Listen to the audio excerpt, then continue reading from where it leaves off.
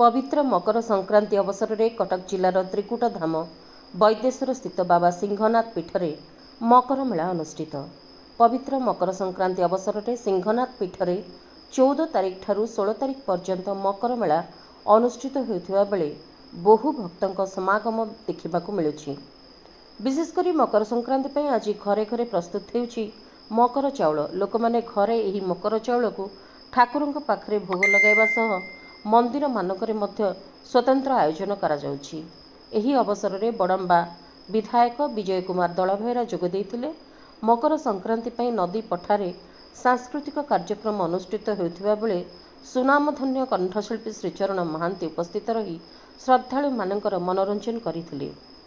सबुठारु बड़ कथा होछि विगत दिन में दलाचकटारे जड़े महिला भक्तों मृत्यु होइथिबा बेले 30 रु ऊर्ध्व होइतिले आहत। एहाको आखि आगे रखी प्रशासन तरफ चलित वर्ष सुरक्षा व्यवस्था कड़ाकड़ी कराजिबा सह बैरिकेड व्यवस्था करा जाइछि। एथि सहित जरूरीकालीन जानवाहन अग्निशम बाहिनीर गाड़ी प्रशासनिक अधिकारी गाड़ी एम्बुलेंस पुलिस अधिकारी गाड़ी आदि टी सेतुरे चलाचल होता बेले वरिष्ठ नागरिक तथा वयस्क वृद्ध वृद्धा और शारीरिक भिन्नक्षम मानक पई कौनसी व्यवस्था नथिबा प्रशासनिक अधिकारी को अभियोग होइछि। Balaram Sahu ex head master Baidyeswar high school Kendupalli high school Kalapatra high school मु केन्दुपल्ली बासिंदा। मकर मेला ये जो सिंहनाथ पीठ होउछि निश्चित भाव में गोटे सुंदर माने आम ओडिशा रे परिचय सृष्टि करुछि। किंतु बहुत अंचल लोक मैंने बांकी खंडपड़ा नयगढ़ अंचल बहुत लोक एवं बड़म्बा आठगढ़ बहुत लोक ये आसुँच भल कथा एवं सुंदर भाव में कार्यक्रम चली।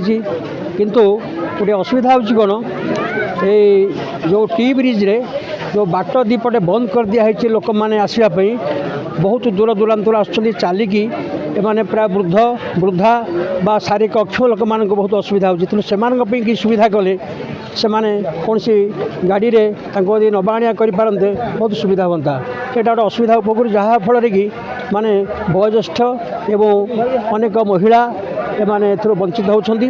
तेणु यहाँ प्रशासन सुविधा कले विशेष भल हम। एमती रहा आज ठाकुर दर्शन बहुत सुंदर भाव दर्शन कलु बहुत भल लगे एवं ये परिवेश अति आकर्षणीय होती। निश्चित भाव में यह गोटे भल पर्यटन स्थली विचार कर कौन कह प्रशासन कौन कि सुविधा भल प्रशासन टी सुविधा करते जो जीवा आसवा एवं जो गेट टी गोटे प्रवेश द्वार अच्छी सेटा टिके संकीर्ण हो गला एवं बहुत प्राय आरंभ वैद्येश्वर एवं एपटे गोपीनाथपुर आरंभ प्राय 2 किलोमीटर लोक मैंने चल चली आसुँच बहुत असुविधा होती। तेणु प्रशासन किसी गोटे गाड़ी बंदोबस्त कले जो मैंने अच्छा शारीरिक अक्षम तथा वृद्ध लोक मैंने वयस्क लोक मैंने से सुविधा आसिक देखिपारती से वंचित होती। प्रशासन दृष्टि देले बहुत भल होता आशा करूँ। कटक जिला Banki block Shiv Prasad Sahu report prime TV Odia.